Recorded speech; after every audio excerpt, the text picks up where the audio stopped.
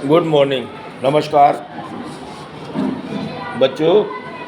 कल मैं बता रहा था आपको भारत के विदेशी संबंध, उसी की आज चर्चा करते हुए कुछ आधारभूत तत्वों के बारे में हम बात करते हैं। बेसिक एलिमेंट्स इसके क्या क्या हैं। भारत की विदेश नीति में सबसे पहला था गुटनिरपेक्षता। जैसा कि आप सभी जानते हैं कि उस समय सारा विश्व जो है दो ध्रुवों में बटा हुआ था। एक ध्रुव अमेरिका था और दूसरा ध्रुव यूएसएसआर था, रशिया था, सोवियत संघ था।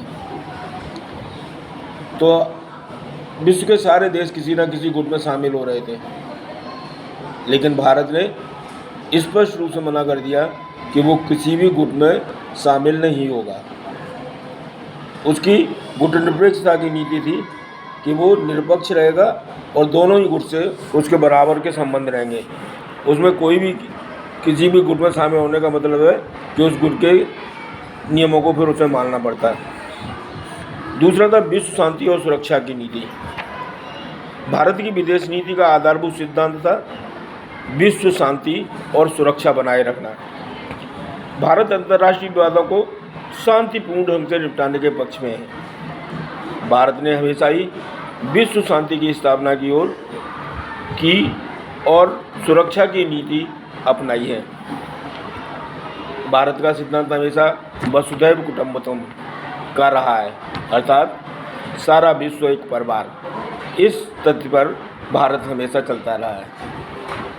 तीसरा था साम्राज्यवादियों तथा निवेशों का विरोध। भारत खुद ब्रिटिश साम्राज्य का शिकार रहा है, जिसके कारण भारत ने सदैव साम्राज्यवाद तथा उपनिवेशवाद का विरोध किया। भारत साम्राज्यवाद को विश्व शांति का शत्रु मानता है, क्योंकि साम्राज्यवाद युद्ध को जन्म देता है, तथा उपनिवेशवाद का विरोध किया है। भारत साम्राज्यवाद को विश्व शांति का शत्रु मानता है। अन्य देशों के साथ मित्रतापूर्ण संबंध। भारतीय विदेश नीति की एक प्रमुख विशेषता यह है कि भारत विश्व के सभी देशों के साथ मित्रतापूर्ण संबंध बनाने का प्रयास करता है और करता रहेगा। भारत अमेरिका संबंध। अमेरिका विश्व का सर्वाधिक शक्तिशाली देश है। वर्तमान समय में भारत अमेरिकी संबंधों में कोई विशेष समस्या नहीं है। दोनों देशों के बीच सांस्कृतिक संबंध है। आर्थिक, राजनीतिक एवं रणनीतिक क्षेत्र में भी सहयोग बढ़ा है। भारत और अमेरिका के संबंधों में काफ़ी नज़दीकी आई है। भारत के प्रति अमेरिकी सोच में महत्वपूर्ण परिवर्तन हो रहा है। प्रधानमंत्री श्री नरेंद्र मोदी की अमेरिकी यात्रा के दौरान विशेष आवभगत की गई थी और महत्वपूर्ण समझौते किए गए। फरवरी 2020 में अमेरिकी राष्ट्रपति श्री डोनाल्ड ट्रंप ने भारत की यात्रा भी की थी। भारत रूस संबंध। सन 1991 में भूतपूर्व सोवियत संघ का विघटन हो गया और उसके 15 गणराज्यों ने स्वयं को स्वतंत्र राज्य घोषित कर दिया। रूस भी इन्हीं में से एक है। फरवरी 1992 में भारतीय प्रधानमंत्री नरसिम्हा राव ने रूस के राष्ट्रपति बोरिस येल्त्सिन को विश्वास दिलाया कि भारत के साथ रूस के संबंध में कोई गिरावट नहीं आएगी। वे पहले की ही तरह मित्रवत और सहयोगपूर्ण बने रहेंगे। आज भारत और रूस में घनिष्ठ संबंध है, जिसका नतीजा भारत का रूस के साथ विभिन्न पक्षों में सहयोग रहता है। आर्थिक, सांस्कृतिक, तकनीकी सहयोग में बराबर रूस भारत की सहायता करता रहता है। भारत चीन संबंध। भारत और चीन एशिया के दो बड़े और पड़ोसी देश हैं। दोनों देशों के बीच सीमा विवाद को लेकर तनाव रहा है।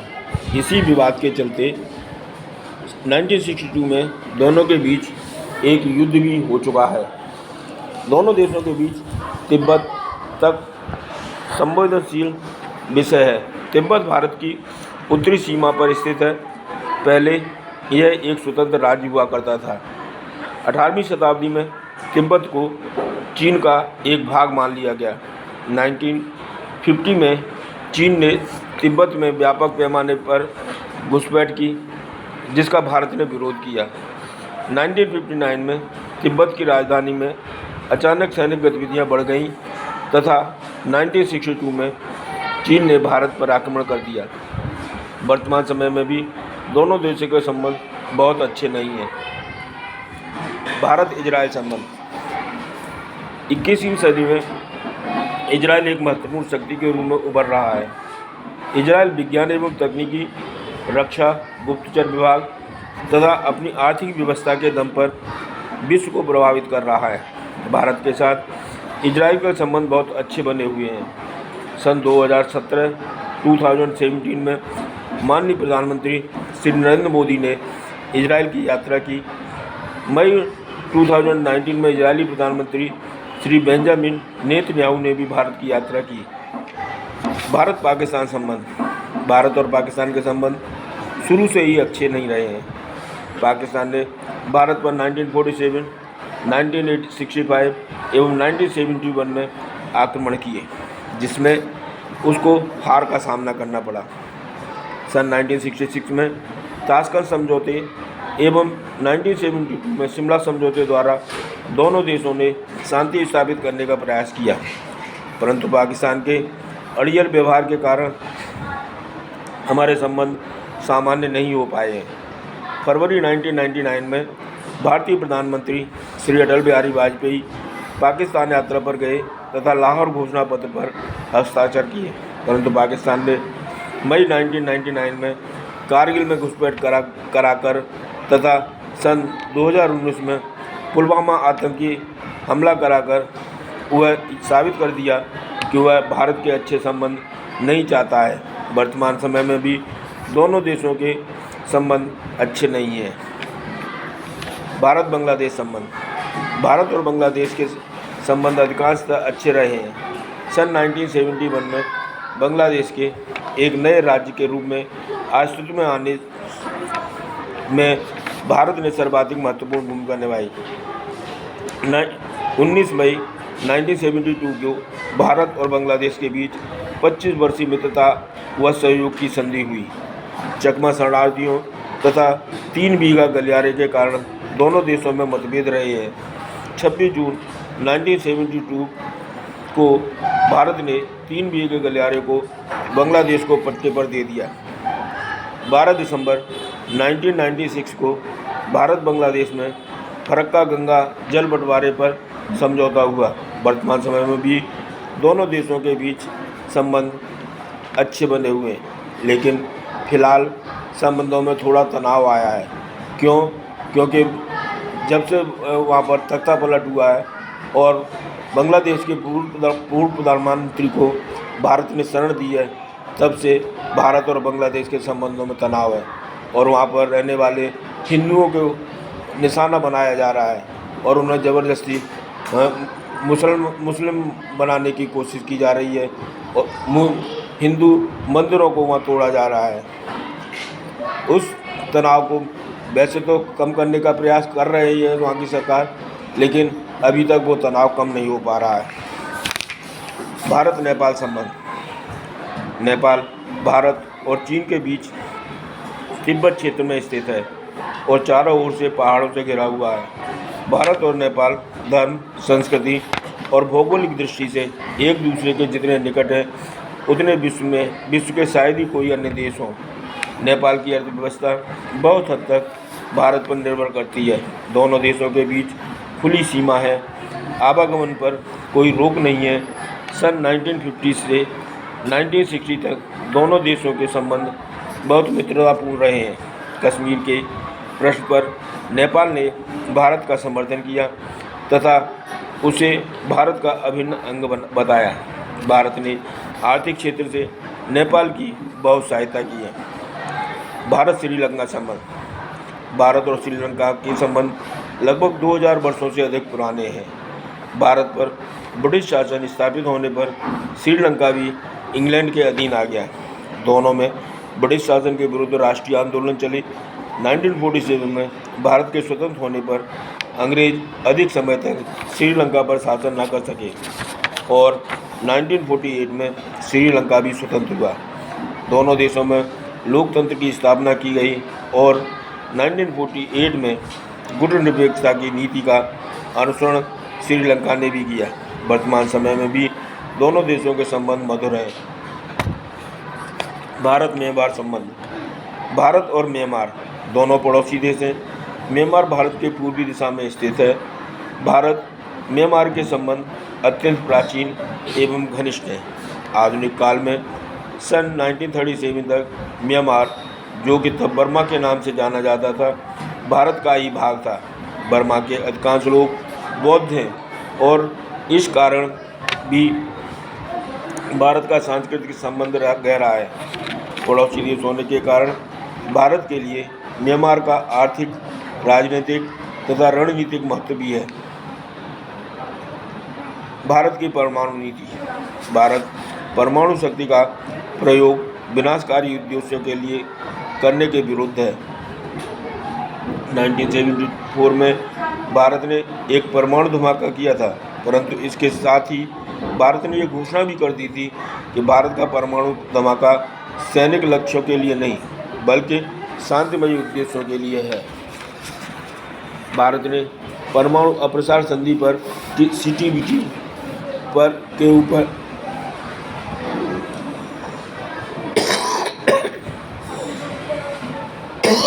हस्ताक्षर नहीं किए, क्योंकि भारत इस संधि को गैर परमाणु शक्तियों के लिए पक्षपातपूर्ण संधि मानता है।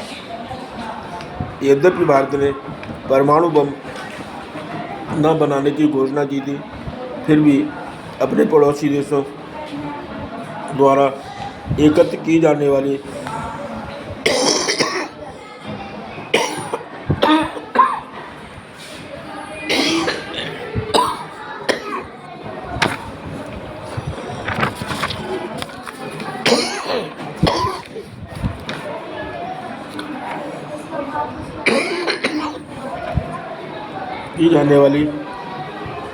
परमाणु सामग्री से चिंतित होकर तो अपनी सुरक्षा को ध्यान में रखते हुए भारत ने 11 मई तथा 13 मई को 1998 में 5 परमाणु विस्फोट किए। यह परमाणु विस्फोट भारत ने अपनी सुरक्षा की दृष्टि से किए हैं। इन विस्फोटों के बाद भारत ने और परमाणु विस्फोट न करने की घोषणा कर दी थी। इसके साथ ही भारत परमाणु अस्त्रों को पूर्णतः समाप्त करने के पक्ष में है। इसके लिए वह एक आम सहमति वाला संधि के निर्माण के पक्ष में है।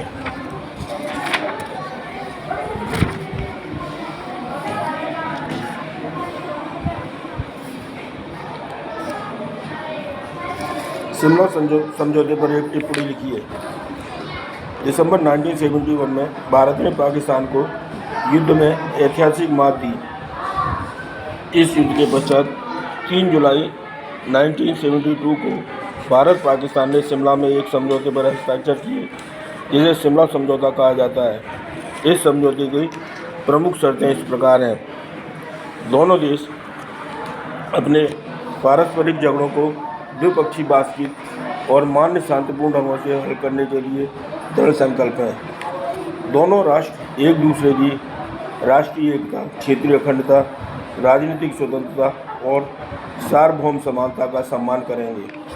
दोनों देश एक दूसरे की क्षेत्रीय अखंडता और राजनीतिक स्वतंत्रता के विरुद्ध बल प्रयोग या धमकी का प्रयोग नहीं करेंगे। दोनों देशों द्वारा परस्पर विरोधी प्रचार नहीं किया जाएगा। नंबर 5, दोनों देश परस्पर संबंध स्थापित करने के लिए प्रयास करेंगे। उन परिस्थितियों का वर्णन कीजिए जिनके कारण तिब्बतियों को चीन छोड़ने के लिए विवश होना पड़ा। तिब्बती शरणार्थियों की मदद करने में भारत की भूमिका को उजागर कीजिए। उत्तर: भारत और चीन के बीच तनाव का एक कारण तिब्बत की सीमा है। 29 अप्रैल 1954 को भारत ने कुछ शर्तों के साथ तिब्बत पर चीन के आधिपत्य को स्वीकार किया। दोनों देशों ने पंचशील के सिद्धांतों में विश्वास व्यक्त किया। मार्च 1957 में दलाई लामा ने चीनियों के दमन से भयभीत होकर भारत में राजनीतिक शरण ले ली। उस समय बहुत से तिब्बती भी दलाई लामा के साथ भारत आए। भारत ने इन सभी को शरण प्रदान की तथा चीन से इनकी रक्षा की। भारत सरकार ने दलाई लामा को धर्मशाला में रहने की अनुमति प्रदान की।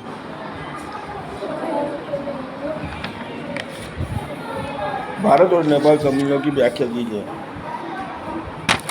नेपाल भारत का महत्वपूर्ण पड़ोसी देश है। नेपाल सदियों से चले आ रहे भौगोलिक, ऐतिहासिक, प्राकृतिक और आर्थिक संबंधों के कारण भारतीय विदेश नीति में विशेष स्थान रखता है। भारत और नेपाल हिंदू धर्म और बौद्ध धर्म के संदर्भ में बुद्ध के जन्म स्थान लुम्बिनी के साथ समान संबंध साझा करते हैं। सन 2020 में नेपाल में चीन के कहने पर भारतीय क्षेत्रों लिपुलेख, कालापानी एवं लिम्पियाधुरा को अपना क्षेत्र कहना शुरू कर दिया तथा इसको लेकर एक नया नक्शा भी पास कर दिया, जिसे लेकर दोनों देशों के संबंधों में कुछ ठहराव आ गया। मई 2020 में भारतीय प्रधानमंत्री श्री नरेंद्र मोदी ने नेपाल की यात्रा की। इस दौरान दोनों देशों ने 6 समझौतों पर हस्ताक्षर किए।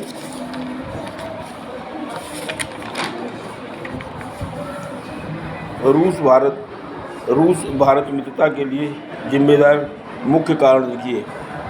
उत्तर: रूस भारत मित्रता के लिए निम्नलिखित कारण जिम्मेदार है। रूस भारत मित्रता के लिए दोनों देशों में पाए गए परस्पर रक्षा संबंध हैं। नंबर 2, रूस एवं भारत में मित्रता के लिए आर्थिक एवं व्यापार क्षेत्र में सहयोग प्रमुख कारण है। नंबर 3, रूस और भारत आतंकवाद के मुद्दे पर एक हैं। 1971 की भारत और सोवियत संघ की संधि की मुख्य व्यवस्थाएं क्या थीं? 1971 की भारत सोवियत संघ की मुख्य व्यवस्थाएं इस प्रकार थीं। नंबर 1, एक दूसरे की प्रभुसत्ता तथा अखंडता का सम्मान करना। नंबर 2, पूर्ण निशस्त्रीकरण के बारे में प्रयास करना। नंबर 3, उपनिवेशवाद तथा प्रजाति भेदभाव की समाप्ति के लिए प्रयास करना। नंबर 4, एक दोनों के विरुद्ध सैनिक संधि में शामिल ना होना। नंबर 5, यदि दोनों देशों में किसी एक देश के विरुद्ध अन्य देश युद्ध की घोषणा करता है तो दूसरा देश आक्रमणकारी देश की कोई मदद नहीं करेगा। ये दोनों देशों में से किसी एक पर आक्रमण हो जाता है तो उस आक्रमण को टालने के लिए दोनों देश आपस में विचार विमर्श करके आगे की योजना बनाएंगे।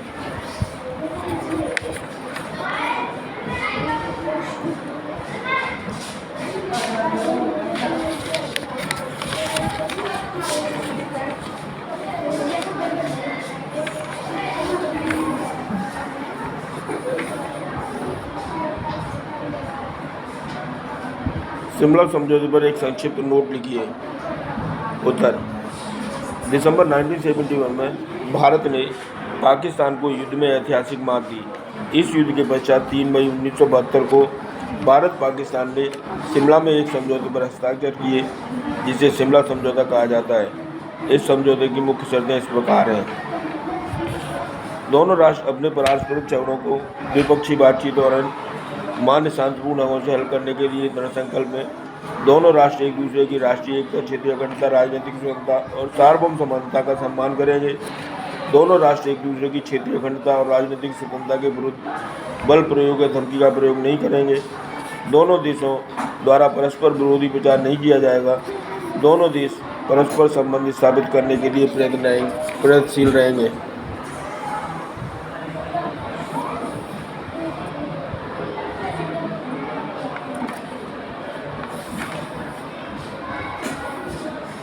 बच्चों, आज के लिए इतना ही। मैं आपके लिए कुछ प्रश्न छोड़ रहा हूँ जिनके उत्तर आप दीजिएगा। कारगिल की लड़ाई कब हुई थी और इसका कारण क्या था? ताशकंद समझौता क्या था?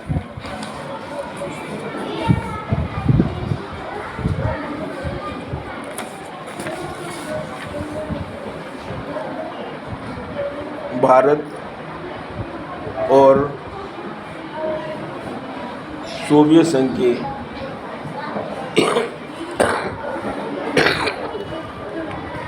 जो संबंध है उस पर एक नोट लिखिए।